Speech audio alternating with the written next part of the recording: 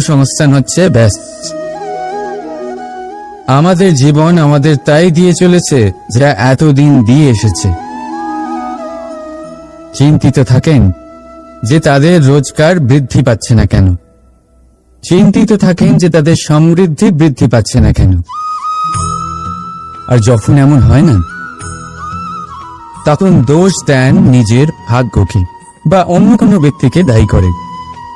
আপনি কিছু মুহূর্ত নিজের সাথে কাটান, নিজের সাথে কথা বলুন, একটু বিচার বিবেচনা করুন।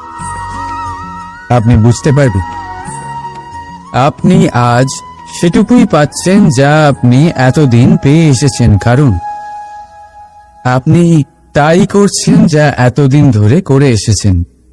বিশেষ কিছু নয়, নতুন কিছু নয়। জীবনে যদি বিশেষ কিছু পেতে হয় তবে তার জন্য বিশেষ পরিশ্রম করতে হবে, কঠিন পরিশ্রম করতে হবে, নতুন কিছু করে দেখাতে হবে। যদি কোনো গরুর থেকে আপনি পুষ্টিকর দুধের আশা রাখেন, তাহলে তার আহারও পুষ্টিকর হওয়া উচিত। চেষ্টা দিয়ে আসে প্রগতি, আর সমর্পণ থেকে আসে সমৃদ্ধি। চেষ্টা আর সমর্পণ বাড়িয়ে তুলুন, তাহলে দেখবেন আপনি জীবন থেকে যা চাইবেন তা আপনি অবশ্যই পাবেন। তাই ভালোবেসে বলুন, রাধা রাধা। বিরোধিতা এমন এক শব্দ যা শুনে আমরা সবাই ভয় পেতে থাকি। যদি কেউ আমাদের বিরোধিতা করে তা আমাদের সহ্য হয় না। আমরাও কারোর বিরোধিতা করে কোনো শত্রুতা করতে চাই না। এই ধরনের ভাবনা আমাদের মনে আসতেই থাকে। কিন্তু বিরোধিতা, এই শব্দ আপনার শান্তির জন্য, আপনার সুখের জন্য কতটা গুরুত্বপূর্ণ তা আপনারা জানেন না। তাই যদি কাল এসে কেউ আপনার বিরোধিতা করে, তখন সবার আগে নিজেকে যাচাই করুন। আপনি কি ভুল করেছেন? আপনার দোষ কি? নিজের মধ্যে কি ত্রুটি আছে সেটা বোঝার চেষ্টা করুন, নিজেকে সংশোধন করার চেষ্টা করুন। তারপর দেখুন বিরোধিতার এই আগুন আপনাকে স্বর্ণ থেকে কুন্দন বানিয়ে তুলবে। বলা হয় এই সংসারে খারাপ বেড়েই চলেছে, কিন্তু তার কারণ এ নয় যে খারাপ মানুষ বেড়ে চলেছে। তার কারণ হলো যে ভালো মানুষ, যাদের ভালো চিন্তা, ভালো বিচারধারা আছে, তারা খারাপের বিরোধিতা করতে পারেন। যদি আপনার সম্মুখে কোনো খারাপ কর্ম হয়, তাহলে তার বিরোধিতা করতে সংকোচ করবেন না, কারণ বিরোধিতার এই আগুন মন্দকে পিছুপা হতে অবশ্যই বাধ্য করে। রাধা রাধা। জীবনে আপনি এরকম মানুষও দেখবেন যারা এটা বলে, ভাবে, নিজেকেও বলে যে উনি সেই এমন ব্যক্তি যার মতো আমি হতে চাই। ঠিক আছে, কারোর থেকে প্রেরণা নেওয়াটা কোনো ভুল নয়, কিন্তু কখনো কখনো এই প্রেরণা গুরুত্বহীন হয়ে যায়, আর আমরা শুরু করে দিই সেই ব্যক্তিকে নকল করতে। এখানেই থেমে যায় আমাদের উন্নতি। এবারে দেখুন, সংসারে শত কোটি রঙের ফুল আছে, কিন্তু তারা কখনো একে অপরকে নকল করে না। নকল করে না তাদের রং, নকল করে না তাদের সুগন্ধ। তাহলে আমরা করি কেন? প্রতিটা ব্যক্তির মধ্যে কোনো না কোনো প্রতিভা অবশ্যই থাকে, যা ফুটিয়ে তোলার সঠিক সময়ও আমাদের কাছে থাকে। কিন্তু সেই মানুষ সেই প্রতিভা নির্মাণ করার পরিবর্তে সময় নষ্ট করে অন্য কারোর মতো হওয়ার জন্য, কাউকে নকল করার জন্য। এটা করবেন না। সময়কে ব্যবহার করুন নিজের অস্তিত্ব নির্মাণ করার জন্য, কারণ কারোর ছায়া হওয়ার থেকে ভালো আপনি কারোর জন্য প্রেরণা হয়ে উঠুন। রাধা রাধা। আপনি কখনো পাখিদের দেখেছেন যেভাবে মানুষ তার সন্তানকে জন্ম দেয়, পাখিরাও সন্তানদের জন্ম দেয়। আর যেই তার সন্তান এই সংসারে প্রবেশ করে, সেই পাখি তাকে আগলে রাখে, তার যত্ন করে, ওর জন্য বাসা বানায়, ওর জন্য দূর কোথাও থেকে খাবার নিয়ে আসে, নিজের ঠোঁট দিয়ে ওর মুখে খাবার খাইয়ে দেয়, সবকিছু করে। কিন্তু একটা কাজ পাখি করে, কিন্তু মানুষ কখনোই করে না।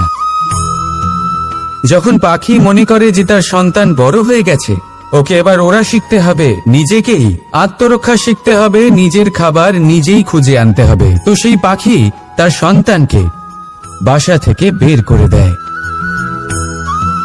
তারপর সেই পাখির সন্তান নিজে উড়তে শেখে, আত্মরক্ষা করতে শেখে এবং আস্তে আস্তে সে আত্মনির্ভর হয়ে ওঠে। কিন্তু মানুষ কি তার সন্তানের সাথে এটাই করে? কখনোই নয়। মানুষ তার সন্তানকে নিজের সাথে বেঁধে রাখে, সব সময় তার লালন পালনের, তার দেখাশোনার ব্যবস্থা করে রাখে, আর এটাই ভাবেন যে আমি হলাম ওর পালনকর্তা, ওর খেয়াল রাখা তো আমার কর্তব্য। কিন্তু না, এই কাজ করতে করতে উনি আস্তে আস্তে নিজেরই সন্তানের শত্রু হয়ে ওঠেন, তার বিকাশের শত্রু হয়ে ওঠেন। তাই যখন সন্তান বড় হবে তখন অবশ্যই ভালোবাসুন, কিন্তু পাখির মতো কঠোর হওয়াও প্রয়োজনীয়, তবেই তার বিকাশ হবে। ওকে নিজের কষ্ট নিজেকেই সহ্য করতে দিন, শিখতে দিন জীবনের অনুভূতি কেমন, তবেই তার বিকাশ হবে। নয়তো সেই সন্তান আজীবন আপনার জন্য বোঝা হয়ে থাকবে, আর আপনি তার বিকাশের পথে আজীবন বাধা হয়ে থাকবেন। আর আমার মনে হয় না আপনি সেটা চাইবেন, তাই তো? আসুন আমার সাথে ভালোবেসে বলুন, রাধা রাধা। আমাদের মনে সবসময় একটা প্রশ্ন এসেই থাকে, এই জীবন যা কিনা ঈশ্বর আমাদের দিয়েছেন, একটা জীবন, ঈশ্বর এক আত্মা দিয়েছেন পৃথিবীতে বাঁচার জন্য। যতদূর আমরা জানি আমাদের কাছে একটাই জীবন রয়েছে। আমরা ভাবি এই জীবন গুছিয়ে কিভাবে রাখা যায়। প্রত্যেক মানুষ ভাবেন যে আমি কি করি যাতে এই জীবনকে গুছিয়ে রাখা যায়, কিরকম কর্ম করব, কিরকম পুণ্য করব, কি ধরনের শাস্ত্র পড়ব যাতে আমি সেই জ্ঞান অর্জন করি যাতে জীবনটা সুন্দর করে তুলতে পারি। আমাদের সমগ্র জীবন কেটে যায় এই প্রশ্নের উত্তর খুঁজতে, সেই শাস্ত্র অধ্যয়ন করতে। এমন অনেক মানুষ তাও বুঝতে পারেন না। আসুন আজ আমি আপনাকে একটা সহজ কথা বলি, যার দ্বারা আপনি নিজের জীবন সুন্দর করবেন। জীবন, জিহ্বা, এদের দুজনেরই হলো একটাই রাশি। জিহ্বা অর্থাৎ আপনার কথা, এই কথাকে সংযত রাখুন, একে সুন্দর করে তুলুন, মধুর কথা বলুন, যতটা সম্ভব একে নিয়ন্ত্রণে রাখুন, আপনার জীবন সুন্দর হয়ে উঠবে। কারণ এই শব্দ হয় অত্যন্ত শক্তিশালী। এটা হলো এমন এক বন্ধন যা আপনার সামনের মানুষকে আপনার ব্যক্তিত্বের সাথে জুড়ে দিতে পারে। তাই এই শব্দ সংযত রাখুন, একে সুন্দর করে তুলুন, আপনার জীবন আপনা থেকেই সুন্দর হয়ে উঠবে। আর আসুন এই মধুর সুন্দর অনুভূতি দিয়ে বলুন, রাধা রাধা। কস্তুরী, তাকে ধারণ করে যে হরিণ তার নাভিতে থাকে, কিন্তু সেই হরিণ ওই কস্তুরীর সুগন্ধ নিয়ে তা পাওয়ার জন্য এদিক ওদিক ছুটে বেড়াতে থাকে। সেই হরিণ এই কস্তুরী অবশ্যই পেতে পারে যদি সে নিজের ভেতরে উঁকি মেরে দেখে। এবারে দেখুন, সুর বাঁশির মধ্যেই থাকে, শুধু প্রয়োজন তাকে খুঁজে বার করার চেষ্টা, অবিরাম চেষ্টা। ঠিক এরকমই হয় আমাদের শক্তি, যা আমাদের ভিতরে লুকিয়ে আছে। ভাবুন, যখন পরমাত্মা আমাদের ভেতরেই আছেন, তখন তাকে আমরা বাইরে খুঁজব কেন? আমরা নিজেদের অন্তরে তখনই দেখি যখন অপরের থেকে সাহায্যের সমস্ত আশাই শেষ হয়ে যায়। তাই জীবনে কেউ সাহায্য করবে এই আশা করে বসে থাকবেন না, নিজেই নিজেকে সাহায্য করুন। রণক্ষেত্রে আপনি ভালো সারথি পেতেই পারেন, কিন্তু জীবনের এই যাত্রাপথে আপনাকেই নিজের সারথি হতে হবে। রাধা রাধা।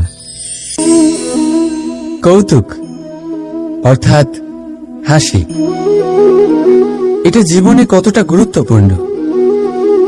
আমরা সর্বদাই হাসতে চাই, আমরা সর্বদা অন্যের মুখে এই হাসি দেখতে চাই, কিন্তু এই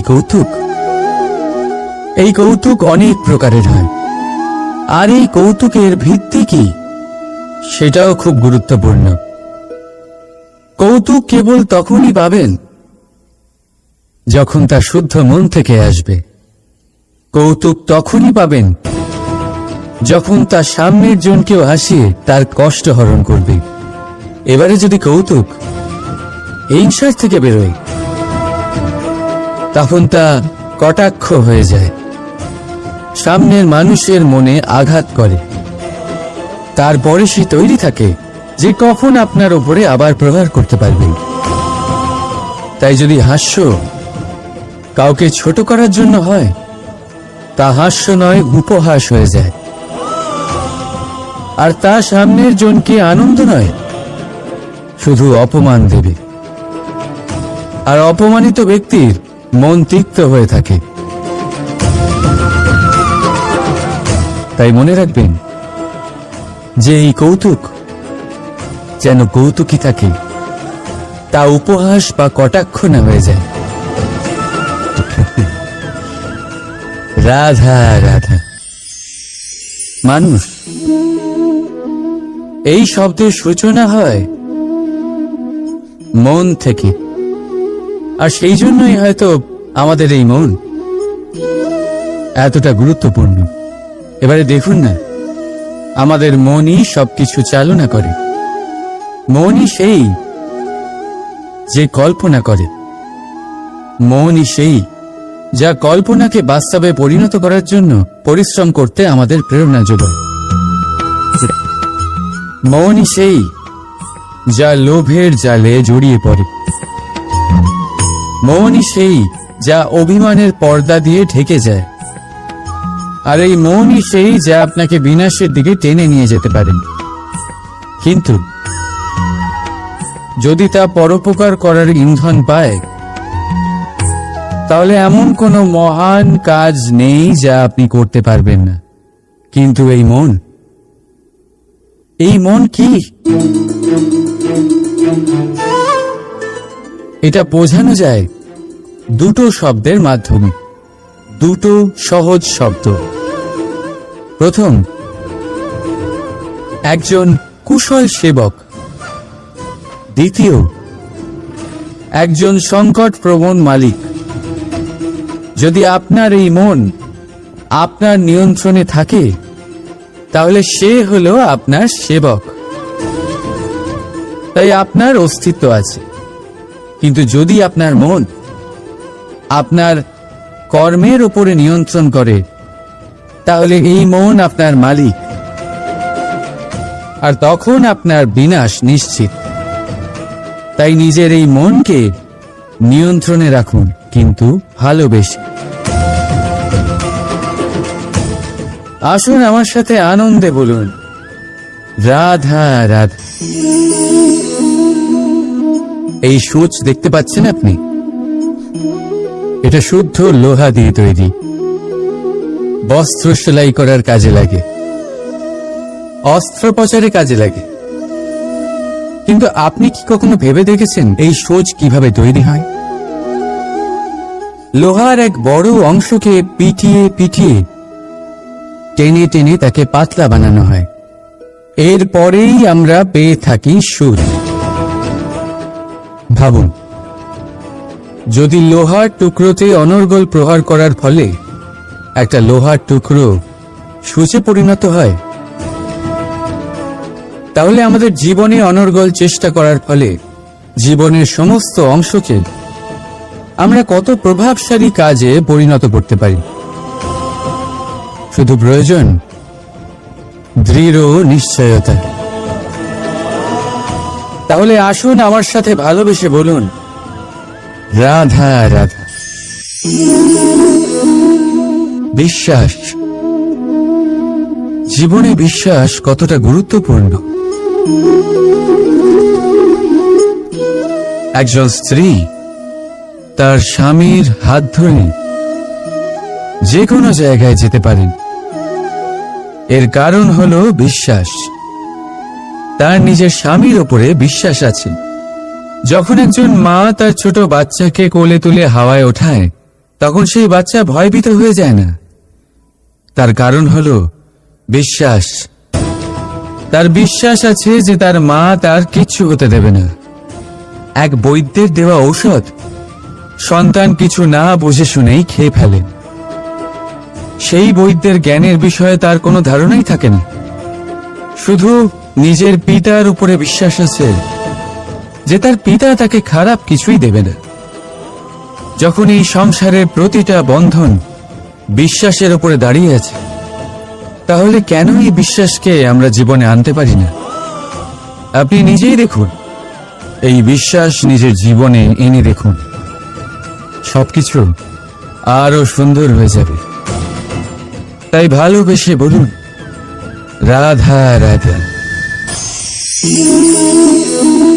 বড় বড় রাজমহলের বড় বড় ইমারতের চূড়া কত সুন্দর হয়,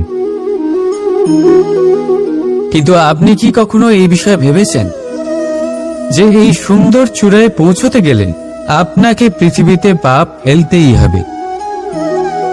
সেই সুন্দর চূড়ায় পৌঁছে দীপ্তি পাওয়ার জন্য আপনাকে একটা কঠিন পথ অবলম্বন করতেই হবে। যদি আপনি কোনো কঠিন পথে না গিয়ে এই পৃথিবীর সাহায্য ছাড়াই শুধু উচ্চতার দিকে অগ্রসর হতে থাকেন, তাহলে সর্বদা অসফল হবেন। সেই জন্য নিজের স্বপ্ন পূরণের এই যাত্রাতে নিজের পথ কখনোই হারাবেন না, নিজের পথ থেকে সরবেন না। যদি এমন করেন, তাহলে তো আপনার স্বপ্ন পূরণ হবেই না, তার সাথে আপনি নিজের পথও হারাবেন। রাধা রাধা।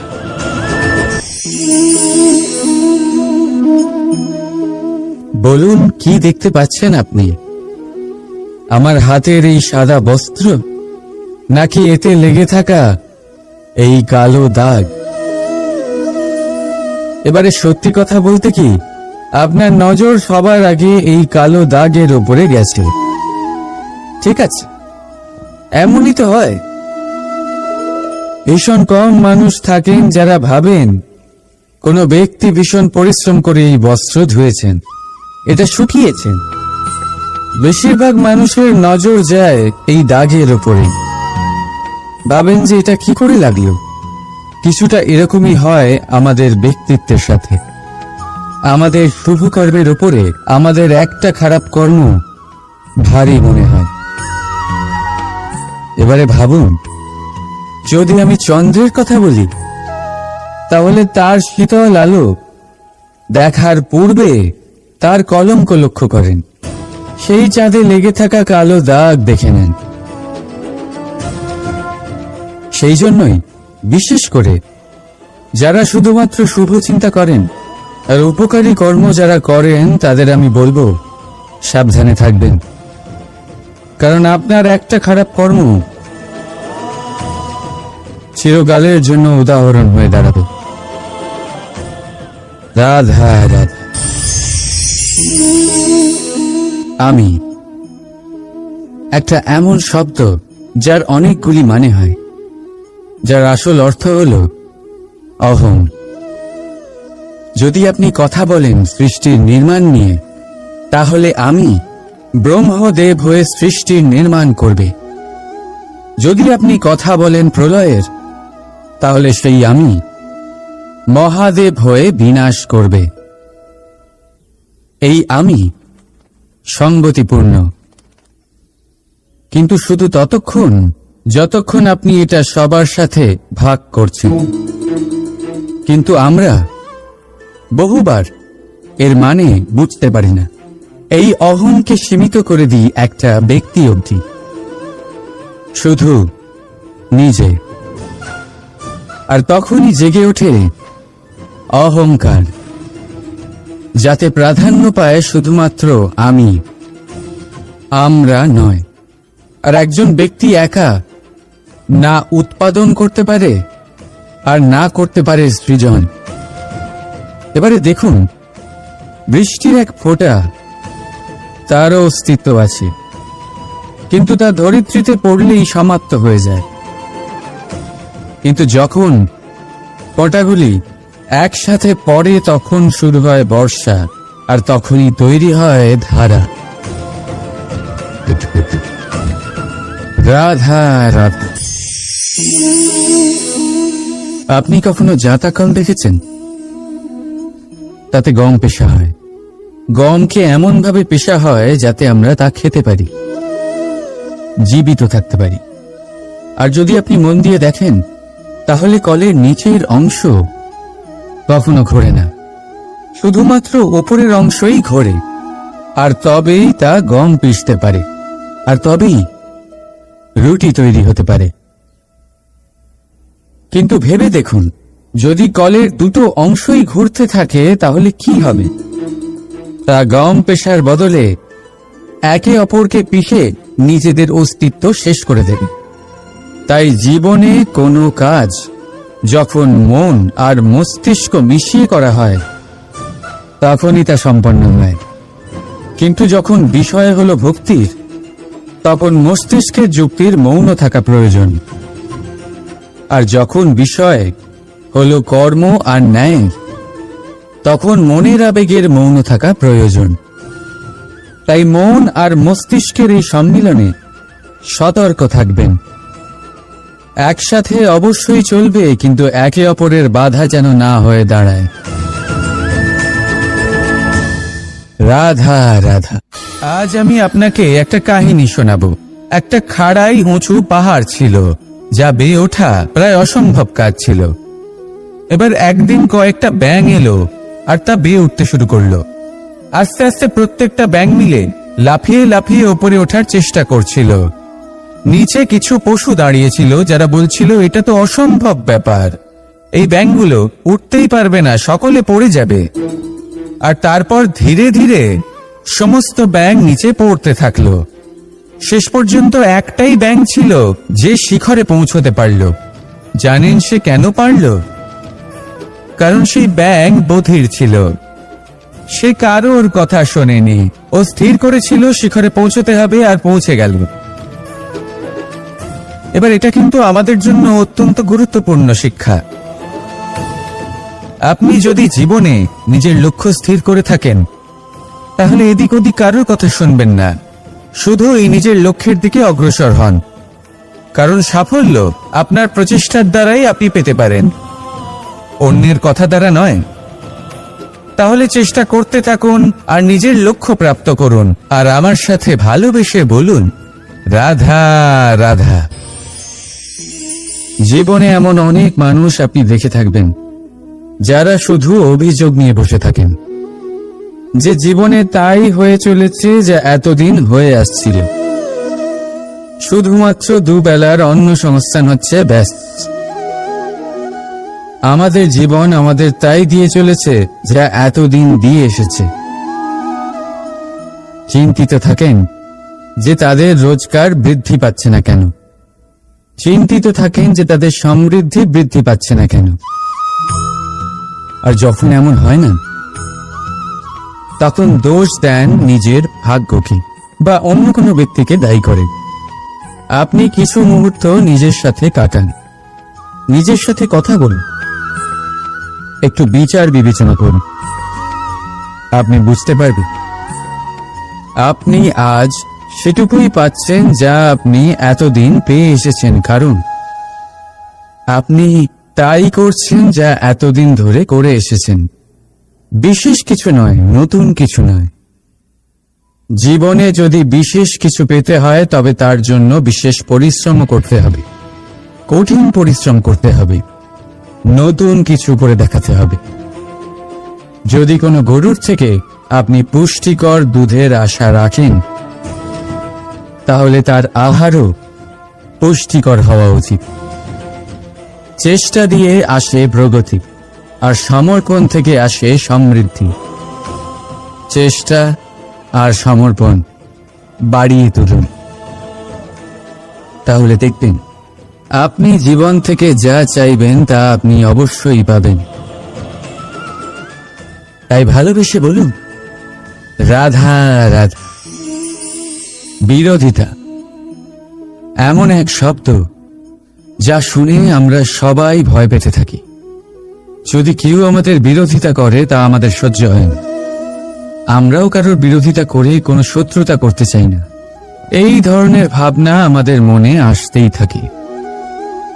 কিন্তু বিরোধিতা, এই শব্দ আপনার শান্তির জন্য, আপনার সুখের জন্য কতটা গুরুত্বপূর্ণ তা আপনারা জানেন না। তাই যদি কাল এসে কেউ আপনার বিরোধিতা করে, তখন সবার আগে নিজেকে যাচাই করুন। আপনি কি ভুল করেছেন? আপনার দোষ কি? নিজের মধ্যে কি ত্রুটি আছে সেটা বোঝার চেষ্টা করুন। নিজেকে সংশোধন করার চেষ্টা করুন, তারপর দেখুন বিরোধিতার এই আগুন আপনাকে স্বর্ণ থেকে কুন্দন বানিয়ে তুলবে। বলা হয় এই সংসারে খারাপ বেড়েই চলেছে, কিন্তু তার কারণ এ নয় যে খারাপ মানুষ বেড়ে চলেছে। তার কারণ হলো যে ভালো মানুষ, যাদের ভালো চিন্তা, ভালো বিচারধারা আছে, তারা খারাপের বিরোধিতা করতে পারেন। যদি আপনার সম্মুখে কোনো খারাপ কর্ম হয়, তাহলে তার বিরোধিতা করতে সংকোচ করবেন না, কারণ বিরোধিতার এই আগুন মন্দকে পিছুপা হতে অবশ্যই বাধ্য করে। রাধা রাধা। জীবনে আপনি এরকম মানুষও দেখবেন যারা এটা বলে, ভাবে, নিজেকেও বলে যে উনি সেই এমন ব্যক্তি যার মতো আমি হতে চাই। ঠিক আছে, কারোর থেকে প্রেরণা নেওয়াটা কোনো ভুল নয়, কিন্তু কখনো কখনো এই প্রেরণা গুরুত্বহীন হয়ে যায়, আর আমরা শুরু করে দিই সেই ব্যক্তিকে নকল করতে। এখানেই থেমে যায় আমাদের উন্নতি। এবারে দেখুন, সংসারে শত কোটি রঙের ফুল আছে, কিন্তু তারা কখনো একে অপরকে নকল করে না। নকল করে না তাদের রং, নকল করে না তাদের সুগন্ধ। তাহলে আমরা করি কেন? প্রতিটা ব্যক্তির মধ্যে কোনো না কোনো প্রতিভা অবশ্যই থাকে, যা ফুটিয়ে তোলার সঠিক সময়ও আমাদের কাছে থাকে। কিন্তু সেই মানুষ সেই প্রতিভা নির্মাণ করার পরিবর্তে সময় নষ্ট করে অন্য কারোর মতো হওয়ার জন্য, কাউকে নকল করার জন্য। এটা করবেন না। সময়কে ব্যবহার করুন নিজের অস্তিত্ব নির্মাণ করার জন্য, কারণ কারোর ছায়া হওয়ার থেকে ভালো আপনি কারোর জন্য প্রেরণা হয়ে উঠুন। রাধা রাধা। আপনি কখনো পাখিদের দেখেছেন? যেভাবে মানুষ তার সন্তানকে জন্ম দেয়, পাখিরাও সন্তানদের জন্ম দেয়।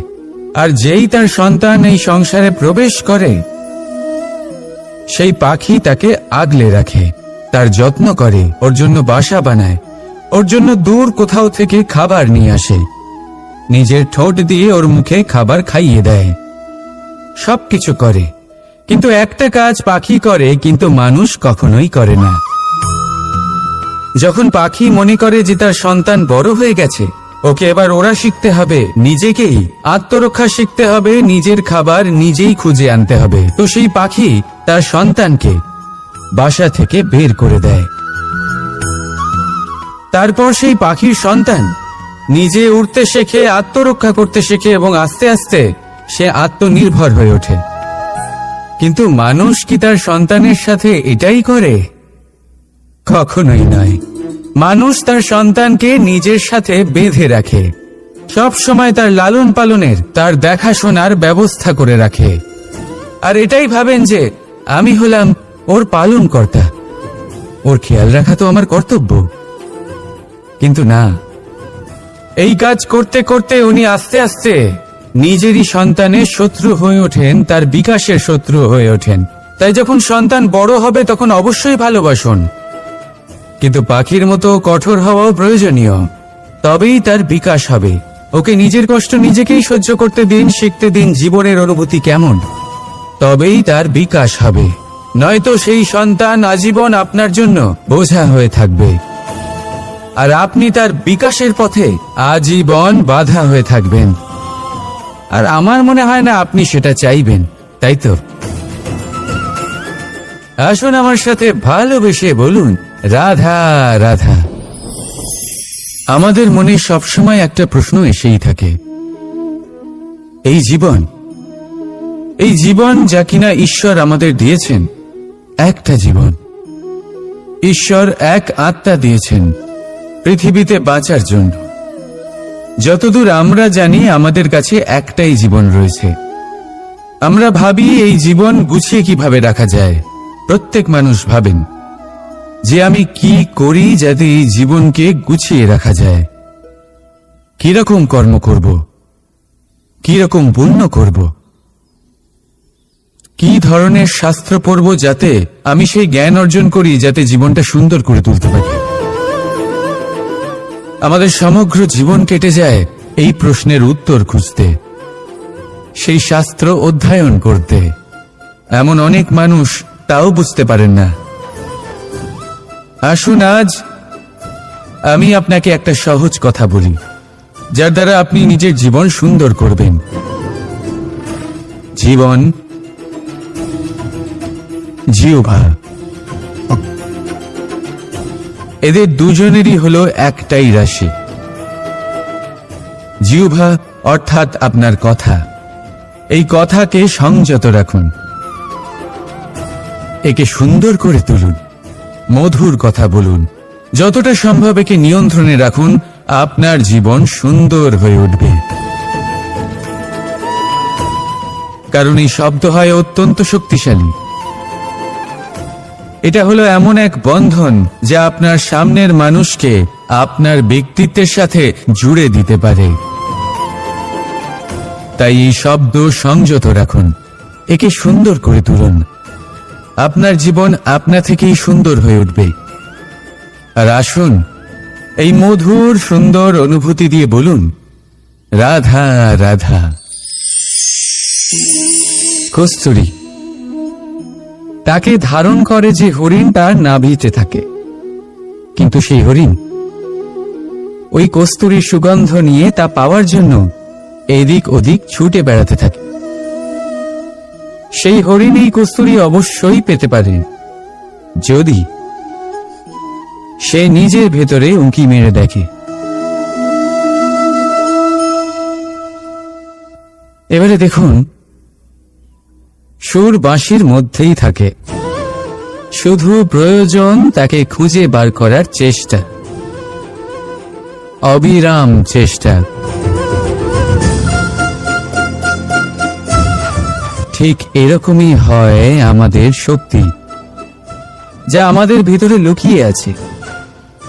ভাবুন, যখন পরমাত্মা আমাদের ভেতরেই আছেন তখন তাকে আমরা বাইরে খুঁজব কেন?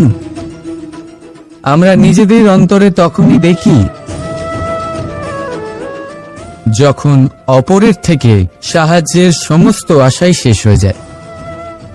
তাই জীবনে কেউ সাহায্য করবে এই আশা করে বসে থাকবেন না, নিজেই নিজেকে সাহায্য করুন। রণক্ষেত্রে আপনি ভালো সারথি পেতেই পারেন, কিন্তু জীবনের এই যাত্রাপথে আপনাকেই নিজের সারথি হতে হবে। রাধা রাধা। কৌতুক অর্থাৎ হাসি। এটা জীবনে কতটা গুরুত্বপূর্ণ। আমরা সর্বদাই হাসতে চাই, আমরা সর্বদা অন্যের মুখে এই হাসি দেখতে চাই। কিন্তু এই কৌতুক অনেক প্রকারের হয়। আর এই কৌতুকের ভিত্তি কি, সেটাও খুব গুরুত্বপূর্ণ। কৌতুক কেবল তখনই পাবেন যখন তা শুদ্ধ মন থেকে আসবে। কৌতুক তখনই পাবেন যখন তার সামনের জনকেও হাসিয়ে তার কষ্ট হরণ করবে। এবারে যদি কৌতুক হিংসার থেকে বেরোয়, তখন তা কটাক্ষ হয়ে যায়, সামনের মানুষের মনে আঘাত করে। তারপরে সে তৈরি থাকে যে কখন আপনার উপরে আবার প্রহার করতে পারবে। তাই যদি হাস্য কাউকে ছোট করার জন্য হয়, তা হাস্য নয়, উপহাস হয়ে যায়। আর তা সামনের জনকে আনন্দ নয়, শুধু অপমান দেবে। আর অপমানিত ব্যক্তির মন তিক্ত হয়ে থাকে। তাই মনে রাখবেন যে এই কৌতুক যেন কৌতুকই থাকে, তা উপহাস বা কটাক্ষ না হয়ে যায়। রাধা রাধা। মানুষ, এই শব্দের সূচনা হয় মন থেকে। আর সেই জন্যই হয়তো আমাদের এই মন এতটা গুরুত্বপূর্ণ। এবারে দেখুন না, আমাদের মনই সবকিছু চালনা করে। মনই সেই যে কল্পনা করে। মনই সেই যা কল্পনাকে বাস্তবে পরিণত করার জন্য পরিশ্রম করতে আমাদের প্রেরণা যোগায়। মনই সেই যা লোভের জালে জড়িয়ে পড়ে। মনই সেই যা অভিমানের পর্দা দিয়ে ঢেকে যায়। আর এই মনই সেই যা আপনাকে বিনাশের দিকে টেনে নিয়ে যেতে পারেন। কিন্তু যদি তা পরোপকার করার ইন্ধন পায়, তাহলে এমন কোনো মহান কাজ নেই যা আপনি করতে পারবেন না। কিন্তু এই মন কি? এটা বোঝানো যায় দুটো শব্দের মাধ্যমে, দুটো সহজ শব্দ। প্রথম, একজন কুশল সেবক। দ্বিতীয়, একজন সংকট প্রবণ মালিক। যদি আপনার এই মন আপনার নিয়ন্ত্রণে থাকে, তাহলে সে হলো আপনার সেবক। তাই আপনার অস্তিত্ব আছে। কিন্তু যদি আপনার মন আপনার কর্মের উপরে নিয়ন্ত্রণ করে, তাহলে এই মন আপনার মালিক।